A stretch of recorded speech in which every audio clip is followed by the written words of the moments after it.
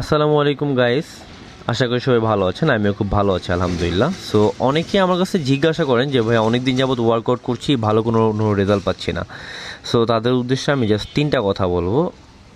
আপনি জাস্ট আপনার তিনটা জিনিসের উপরে ভালোভাবে ফোকাস করেন: আপনার ডায়েট, রেস্ট অ্যান্ড ওয়ার্কআউট। আপনি যদি ভালোভাবে ডায়েট না করেন আপনি কখনোই ভালো রেজাল্ট পাবেন না। আপনি ক্যালোরি কাউন্ট করে খান, আপনি গুড ফ্যাটগুলা খান, ব্যাড ফ্যাটগুলাকে বাদ দেন।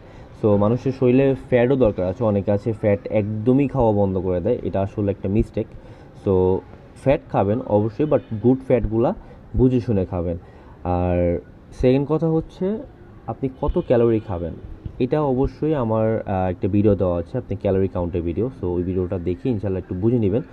বুঝতে প্রবলেম হলে অবশ্যই আমাকে পার্সোনালি নক দিতে পারেন আমার মানে পেজে। আমি যতটুকু সম্ভব হেল্প করার জন্য ট্রাই করব।